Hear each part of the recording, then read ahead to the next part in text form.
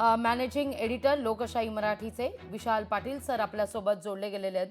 विशाल sir, काही दिवसांपासूनची जर ही एकूणच क्रोनॉलॉजी पाहता, करुणा मुंडे यांनी केलेलं ट्विट, धनंजय मुंडे यांचा 2च दिवसांपूर्वी राजीनामा मागितलेला आहे, हे केलेलं करुणा मुंडेंनी विधान. काही दिवसांपूर्वी फडणवीसांना जेव्हा सवाल उपस्थित केला की धनंजय मुंडे यांच्या राजीनाम्यासंदर्भात नेमकं काय म्हणणं आहे, त्यावेळी त्यांनी तो चेंडू दादांच्या कोर्टात टाकणं, या सगळ्याचे अर्थबोध आज मात्र जेव्हा हे सगळे ठोकळे एकत्र केले जात आहेत, तेव्हा मात्र अनेक घडामोडींची उकल होताना दिसतेय. सर, बरोबर आहे. ज्या प्रकारे लाघवी आपण सगळी क्रोनॉलॉजी समजावून सांगण्याचा प्रयत्न केला, करुणा मुंडे असतील, अंजलीजी दमानिया असतील, त्यांच्या पत्रकार परिषद आत्ताच अवघ्या महाराष्ट्रानं स्वतः देखील पाहिलेली आहे आणि त्यांनी ज्या प्रकारची मागणी केलेली आहे की या संपूर्ण प्रकरणामध्ये आता लवकरात लवकर धनंजय मुंडे यांच्या राजीनाम्याची मागणी जोर धरू लागलेली आहे. करुणा मुंडे यांनी तर काल लोकशाही मराठीशी बोलताना थेट दावा केलेला होता की राजीनामा घेण्यात आलेला आहे. राजीनामा घेतल्यानंतरही मात्र अजूनही तो कुणी डिक्लेअर करायचा या संदर्भामध्ये निर्णय होत नसल्या कारणामुळे दिरंगाई होत असल्याचा आरोप हा करुणा मुंडे यांनी लोकशाही मराठीशी बोलताना केलेला होता. अगदी मगाशी अंजली दमानिया यांनी माध्यमांशी बोलताना एक मोठं वक्तव्य केलेलं आहे. ते म्हणजे असं की जर आज राजीनामा घेतला नाही तर मात्र संपूर्ण महाराष्ट्र हा विधान भवनावरती असेल, बडतर्फीचे आदेश दिले गेले नाही तर मात्र अधिवेशन बंद पाडणार असल्याचा थेट इशारा अंजली दमानिया यांनी दिलेला आहे. एकंदरीतच या घडामोडी पाहत असताना एका बाजूला अर्थसंकल्पीय अधिवेशन सुरू आहे, विरोधक चांगलेच आक्रमक झालेले आहेत आणि त्यातच काल हत्या प्रकरणासंदर्भातले अतिशय धक्कादायक पुरावे हे थेट समोर आलेले होते. ज्या प्रकारचा व्हिडिओ काढण्यात आलेला होता त्यातले काही फोटोज शेअर करण्यात आलेले होते आणि ते फोटोज पाहिल्यानंतर अवघा महाराष्ट्र अक्षरशः हादरलेला आहे. तर दुसरीकडे मात्र आता राजीनामा घेतल्यानंतर डिक्लेरेशन संदर्भातला जो करुणा मुंडे यांचा दावा आहे तो तर आपण पाहूच, मात्र दुसरीकडे अंजली दमानिया सातत्यानं जी मागणी करताना दिसून येत आहे, त्यांनी आता थेट राष्ट्रवादीचे पक्षप्रमुख असलेले अजितदादा पवार यांनाच टार्गेट केलेलं आहे. अजित पवार यांनी राजीनामा घ्यावा आणि बडतर्फीचे आदेश द्यावे अशा प्रकारची मागणी करण्यात आलेली होती. बरं, जे कोणी मंत्री पदावरती आहेत, मुख्यमंत्री असतील, उपमुख्यमंत्री असतील, यांच्याकडे होणारी मागणी सातत्यानं आपण पाहतोय, मात्र या संदर्भातला निर्णय घेण्यासाठी केवळ 2 मिनिटं लागतात अशा प्रकारचं वक्तव्य अंजली दमानिया यांनी जरी केलेलं असलं तरी देखील राज्याच्या राजकारणामध्ये आतापर्यंत झालेलं सर्वात मोठं हत्याकांड, त्यामध्ये राजकीय असलेले हितसंबंध, अशा प्रकारे ही सगळी क्रोनॉलॉजी अवघ्या महाराष्ट्रानं पाहिलेली होती. मात्र पुराव्यांशिवाय हे सगळं करणं खरोखर शक्य नसतं आणि त्यानंतर काही उदाहरणं देखील देण्यात आलेली होती की एवढे दिवस का लागतात, प्रचंड लोकांचे मेसेजेस आलेले आहेत, अनेक जण रडतायत, अशा प्रकारची भावना ही अंजली दमानिया यांनी माध्यमांशी बोलताना दिलेली होती. मात्र या प्रकरणाला आता खरोखर म्हणजे आपण अंतिम टप्प्यात आलेलो आहे की काय, आज कुठल्या प्रकारचा निर्णय होतो हे देखील कळेलच. करुणा मुंडे यांचा दावा कितपत खरा आहे की राजीनामा खरोखर पूर्वीच घेण्यात आलेला होता की आज त्या संदर्भातले आदेश निघतात, विरोधक पुन्हा एकदा सरकारला घेरण्याचा प्रयत्न करतात का, सरकारची भूमिका काय असेल, त्याकडे एक जबाबदार माध्यम म्हणून देखील लोकशाही मराठीचं लक्ष अशाच प्रकारे असेल. लाघवी, अगदी विशाल सर, खरं तर काल या सगळ्या मुद्द्यावर तुम्ही जेव्हा वार्तांकन करत होता त्यानंतर सुद्धा आपण बोललो, जी तुमची भावना होती, आपण सगळेच हेलावलो होतं, निशब्द झालेलं होतं, मन हेलावलेलं, संताप येत होती, कडक शासन व्हावं असं प्रत्येकालाच वाटत होतं. पण या सगळ्या मुद्द्यावर मात्र 2 सवाल अद्यापही अनुत्तरित राहत आहेत. जो मुद्दा अंजली दमानिया यांनी आता पत्रकार परिषदेत देखील उपस्थित केला, कराड ज्या बॅरेकमध्ये आहे तो सीसीटीव्ही फुटेज का जारी केलं जात नाही, जी वारंवार देशमुख कुटुंबियांची सुद्धा मागणी आहे, जी अजूनही वाल्मिक कराडला रॉयल ट्रीटमेंट दिली जाते असं त्यांचं म्हणणं आहे, तो सीसीटीव्ही फुटेज का समोर आणलं जात नाही. आणि दुसरा सगळ्यात महत्त्वाचा मुद्दा, इतक्या सगळ्या घडामोडी घडतात तरी सुद्धा कृष्ण आंधळे का सापडत नाही. बरोबर आहे. जे 2 महत्वाचे मुद्दे यामध्ये आपल्याला अधोरेखित करावेसे वाटतात ते म्हणजे असं की जो संतोष देशमुख जे आहेत त्यांच्या कुटुंबियांनी केलेला सगळ्यात महत्वाचा दावा आहे की ज्या जेलमध्ये, ज्या बॅरॅकमध्ये ठेवण्यात आलेल्या आहेत त्या ठिकाणी रॉयल ट्रीटमेंट दिली जाते. खरं तर लागवी ज्यावेळेला अशा सेन्सिटिव्ह प्रकारामधले जे आरोपी असतात त्यांना ठेवण्याची जागा ही खरोखर वेगळी असते, त्या ठिकाणची सेफ्टी सर्वाधिक वाढवलेली असते. मात्र त्या ठिकाणी व्हीआयपी ट्रीटमेंट दिली जात असल्याचा आरोप देशमुख कुटुंबियांनी एका बाजूला केलेला आहे. बरं, अनेक ठिकाणचे सीसीटीव्ही हे काम करत नसल्याचा देखील धक्कादायक खुलासा या प्रकरणामध्ये झालेला आहे. खरं खोटं हे आता खरोखर सरकारला माहिती, तिथल्या प्रशासनाला माहिती की का त्या ठिकाणचे सीसीटीव्ही दिले जात नाहीयेत. सीसीटीव्ही दिले असते तर कदाचित जे संशयाचं वातावरण आहे ते दूर करण्यामध्ये यश येऊ शकलं असतं. मात्र ते का अद्यापपर्यंत करण्यात आलेलं नाहीये या प्रश्नाचं उत्तर अखेर सरकारला केव्हा ना केव्हा तर निश्चितच द्यावंच लागेल.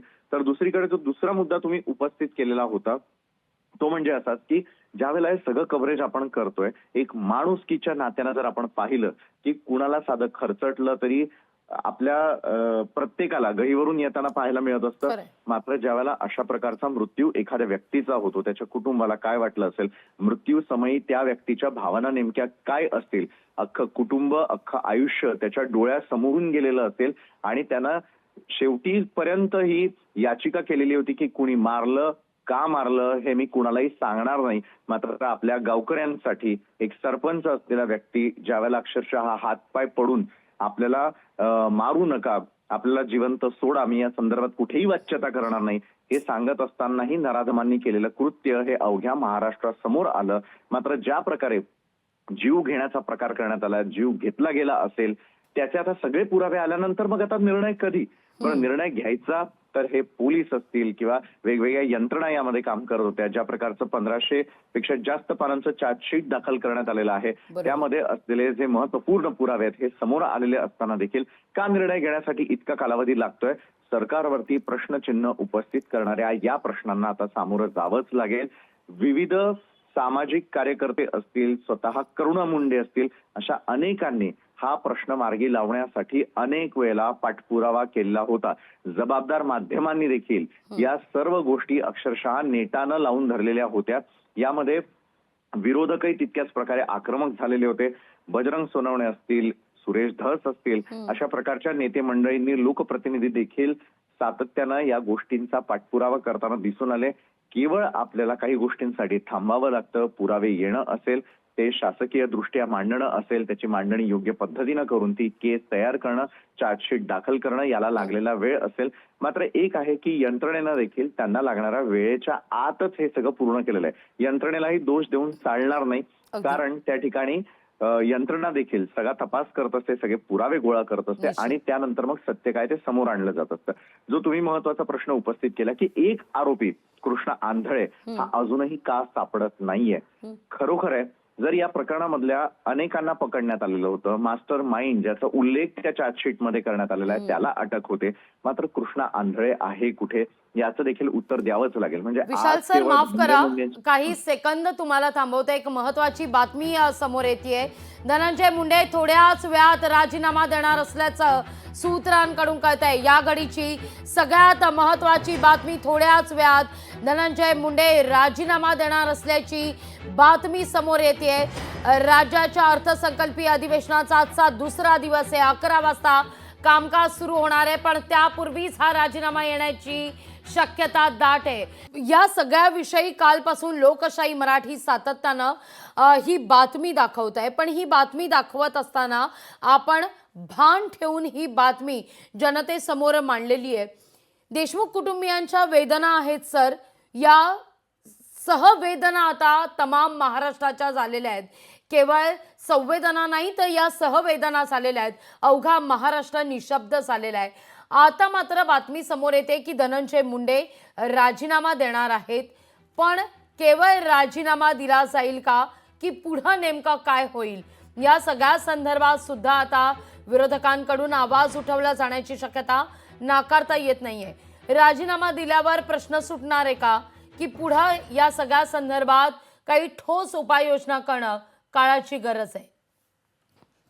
बरोबर आहे लाघवी, ज्या प्रकारे तुम्ही मगाशी उल्लेख केला आणि चेतन यांनी देखील अपडेट दिलेले आहे की काही क्षणामध्ये धनंजय मुंडे हे राजीनामा देण्याची शक्यता आहे.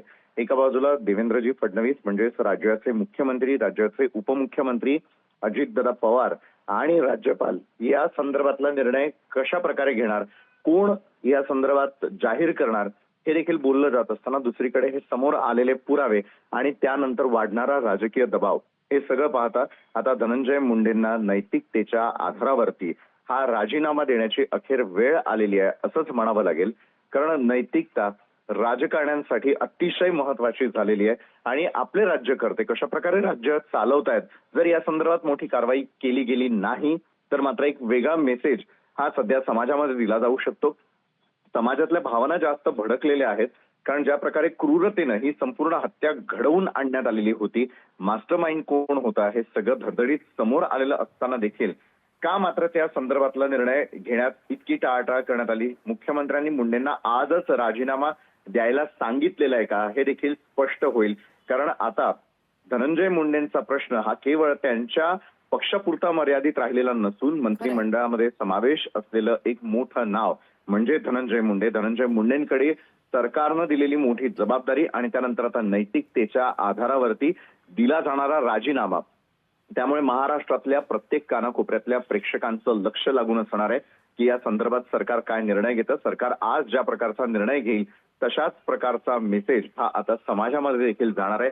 किती संवेदनशीलता आपल्या सरकारमध्ये आहे, किती नैतिकता आता शिल्लक राहिलेली आहे हे देखील स्पष्ट होणार आहे.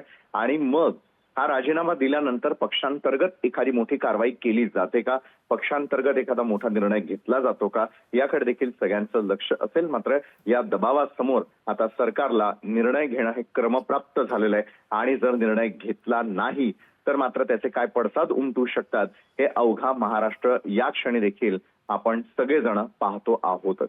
निश्चित. लागलं. विशाल सर, धन्यवाद आमच्याशी संवाद साधला त्याबद्दल. लोकशाही मराठी ऐका, पहा, जागरूक रहा.